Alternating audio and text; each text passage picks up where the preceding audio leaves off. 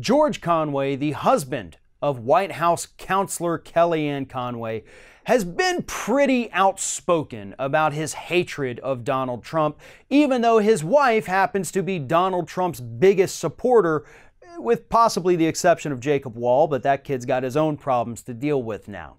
So Kellyanne Conway, Donald Trump's biggest cheerleader, the woman who invented the phrase alternative facts and goes out there and lies for the president every single day, her husband's not happy about it. And he spent the last week making sure that everybody who follows him on Twitter or who reads a newspaper understands just how horrible Donald Trump truly is. Earlier in the week, George Conway wrote an op-ed responding to Donald Trump's absolutely absurd and unconstitutional call for an end to birthright citizenship here in the United States, which would fly in the face of the 14th Amendment. George Conway was very quick to point that out and point out the fact that Donald Trump clearly doesn't care about the Constitution, doesn't care about the rule of law. He just cares about drumming up his anti-immigrant base because he believes it's going to help propel him to another 4 years in the White House, and that it could get Republicans energized enough to retain the House and the Senate in the midterms. George Conway is spot on with this op-ed that he actually co-authored with a former Solicitor General from the Obama administration, Neil Katyal. But that doesn't matter to Trump.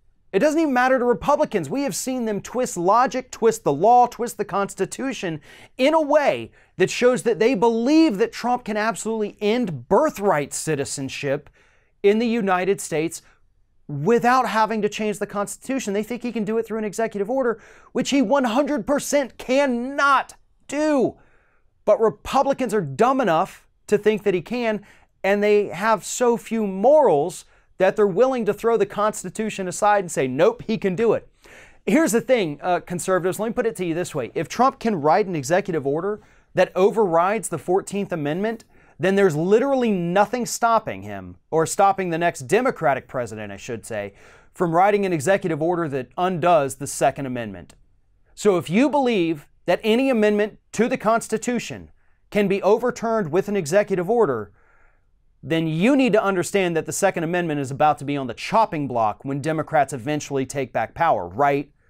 I mean, you can't just say, no, you can only do it one time and one time only from one president, that's it, no more. No.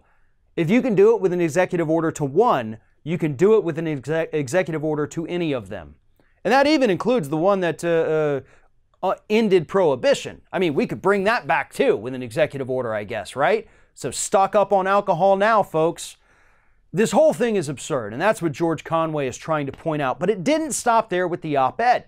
Later in the week, he tweeted out the following after Donald Trump said that immigrants in the U.S., they don't fall under jurisdiction, so we can totally just send them back without having to apply the rule of law. George Conway said this on Twitter. To say that illegal immigrants are not subject to the jurisdiction of the United States is just drivel. Were that true, then the government wouldn't be able to arrest them. Surely that's not the president's position. He has no comprehension of the words he's using. Now that last sentence could probably apply to everything Donald Trump has said within the last 3 years. He has no comprehension of the words he's using.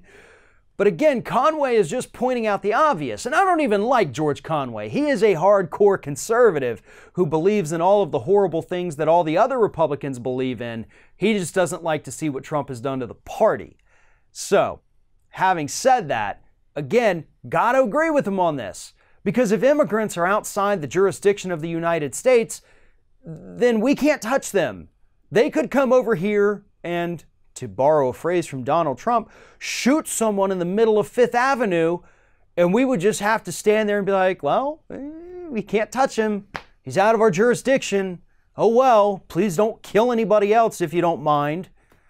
Donald Trump is absolutely insane at this point, and immigrants, this imaginary immigrant threat, is what has driven him over the edge. So while I disagree with George Conway on every single one of his policies, his rationale this past week has been spot on.